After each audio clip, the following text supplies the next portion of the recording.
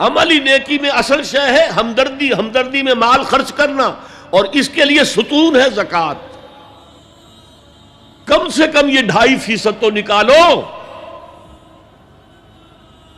بوتل کا کارک تو کھل جائے، پھر اور بھی دو، اور بھی دو، اور بھی دو۔ یہ تو obligatory ہے، یہ تو فرض ہے، یہ تو لازم ہے۔ لیکن مقصد کیا ہے؟ اس کو جو سمجھ لیا بس یہی زکوٰۃ ہی ہمارے ذمے میں ہے، وہ بڑے مغالطے میں۔ حضور نے فرمایا صلی اللہ علیہ وسلم، ان فی المال حقا سوى الزکوٰۃ، اے مسلمانوں یہ نہ سمجھنا کہ بس زکوٰۃ ادا کر دی تو تمہارے مال کا سارا حق ادا ہو گیا۔ ان فی المال حقا سوى الزکوٰۃ، تمہارے اموال میں حق ہے اللہ کا زکوٰۃ کے علاوہ بھی۔ اور پھر آپ نے یہ آیت پڑھی، وَآتَى الْمَالَ عَلَىٰ حُبِّهِ ذَوِي الْقُرْبَىٰ وَالْيَتَامَىٰ وَالْمَسَاكِينَ وَابْنَ السَّبِيلِ وَالسَّائِلِينَ وَفِي الرِّقَابِ وَأَقَامَ الصَّلَاةَ وَآتَى الزَّكَاةَ۔ یہاں آتا الزکوٰۃ تو ہے ہی ہے، اس سے پہلے جو آ رہا ہے یہ سرپلس ہے، اس سے آگے کی بات ہے، یہ ایڈیشنل ہے۔ اسی لیے جب انفقوا انفقوا انفقوا انفقوا انفقوا کی جو تکرار ہوتی ہے قرآن مجید میں، تو ایک جگہ پھر سوال کیا صحابہ نے، کتنا خرچ کریں حضور؟ فرمایا قل العفو، کہہ دو جو بھی ضرورت سے زائد دے ڈالو، don't accumulate, don't retain any thing.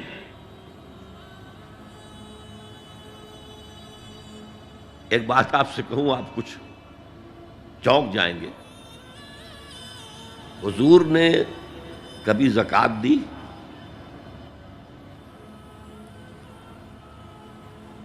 کبھی نصاب کے بقدر پیسہ آپ کے پاس جمع ہوا کہ آپ پر زکوٰۃ واجب ہوتی؟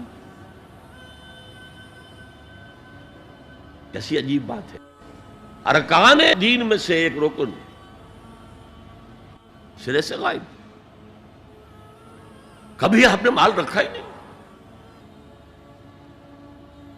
حضور کا اسوہ ہم جانتے ہیں، مسواک کر لی ہے، پائچے جو ہے ٹخنے سے اوپر کر لیے ہیں، یہ اسوہ ہے؟ ہاں ہے، یہ بھی ہے، ٹھیک ہے، سنت ہے، اسوہ تو یہ ہے۔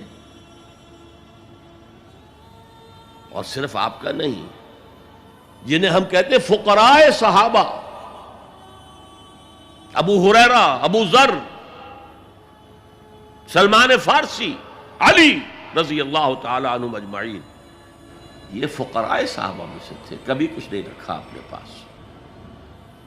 میں نے بتایا تھا آپ کو شاید کہ حضرت علی کی جب شادی ہو رہی تھی حضرت فاطمہ سے، کوئی مکان تھا ہی نہیں، کہاں لے کے جائیں؟ ایک انصاری نے ایک حجرہ دیا ہے اپنے مکان کا، اس میں حضرت فاطمہ ودا ہو کر گئی۔ He didn't have any home۔ ابو ذر وہ تو دوسری انتہا کو چلے گئے تھے۔ قانون یہی ہے، حلال سے کماؤ، اگر ایک حد سے آگے بڑھ جائے تو زکوٰۃ دے دو، باقی تمہارے اختیار میں ہے، دینا چاہو دو، نہ دینا چاہو رکھو اپنے پاس۔ قانون اس سے زیادہ آپ کو پابند نہیں کرے گا۔ کبھی بھی آپ نے جبر نہیں کیا، ایمرجنسی میں بھی جبر نہیں کیا۔ ایک واقعہ آتا ہے کہ حضور کو کئی وقت کا فاقہ تھا، تھوڑی دیر کے بعد حضرت ابو بکر آئے، آپ نے چہرے سے پہچان لیا کہ فاقے سے۔ پھر حضرت عمر آئے، پہچان لیا کہ فاقے سے۔ شاید حضور خود اپنے لیے نہ اٹھتے نہ جاتے، اپنے دونوں ساتھیوں کو لے کر ایک انصاری کے باغ میں پہنچ گئے۔ انصاری کی عید ہو گئی، فوراً لا کر اس نے کچھ کھجوریں، کچھ انگوروں کے گوشے رکھے۔ اس کے بعد وہ دوڑا چھری لے کر کسی جانور کو ذبح کرنے کے لیے۔ یہ ساری تفسیریں میں کیا بتا رہا ہوں؟ مال یہ نہیں تھا کہ مدینے میں سبھی فاقے سے تھے، موجود تھے جن کے پاس مال تھا، لیکن جبراً آپ نے کسی سے کچھ نہیں لیا۔ جب وہ چھری لے کر چلا، فرمایا دیکھنا کسی دودھ والے جانور کو نہ ذبح کرنا۔ بہرحال کچھ دیر کے بعد وہ گوشت پکا کر لایا، روٹیاں رکھیں۔ اس کے بعد حضور نے ایک روٹی پر چند بوٹیاں رکھ کر کہا یہ عائشہ کو دے آؤ، اسے بھی کئی وقت کا فاقہ ہے۔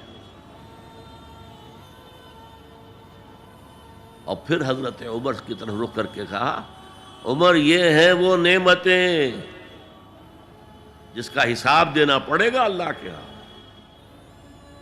وَأَمَّا بِنِعْمَةِ رَبِّكَ فَحَدِّثْ، اور یہ جو فرمایا گیا الہاکم التکاثر میں نعمتوں کا حساب لیا جائے۔ وَلَتُسْأَلُنَّ يَوْمَئِذٍ عَنِ النَّعِيمِ، فرمایا یہ نعمتیں ہیں۔ تو یہ ہے اصل میں انفاق کا معاملہ، آپ کے اس پر چھوڑ دیا گیا ہے۔ جتنا بھی آپ میں جذبہ ہے، جتنا بھی آخرت کا یقین ہے، اتنا ہی آپ پسند کریں گے کہ آخرت کے بینک میں جمع کرائیں، یہاں کے بینکوں میں کیوں جمع کرائیں؟ یہاں کتنا دے دیں گے آپ کو؟ 10%، 20%، وہاں 700% ملتا ہے۔ 700% نہیں، 7,000، 700 گنا۔ Why to keep it in these banks؟ حضرت مسیح کا جو پہاڑی کا واس بہت مشہور ہے، سرمن آف دا ماؤنٹ، بڑے پیارے الفاظ ہیں، میں آپ سے اپنا تاثر عرض کیے بغیر نہیں رہ سکتا۔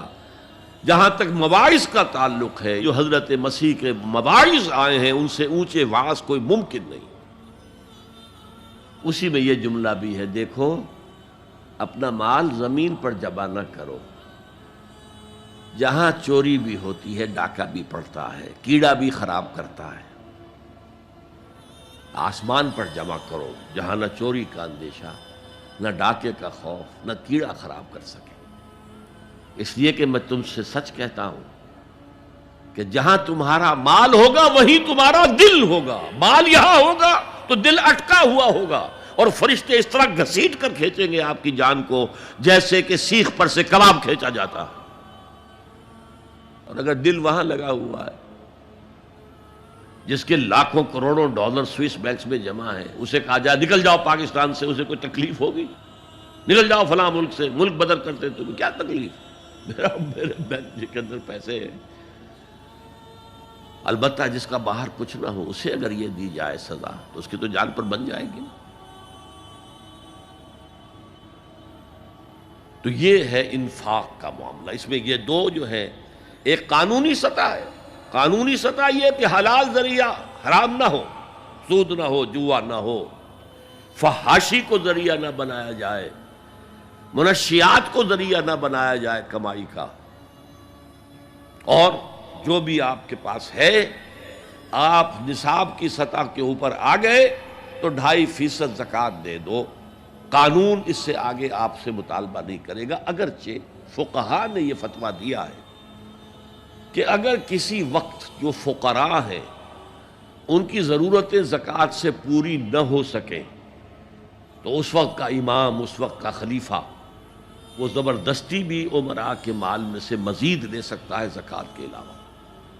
لیکن کمال یہ ہے محمد رسول اللہ صلی اللہ علیہ وسلم کا کہ نہایت جاں گسل تحریک جو تھی، انقلابی تحریک، اس میں بھی کبھی آپ نے جبر سے کام نہیں لیا۔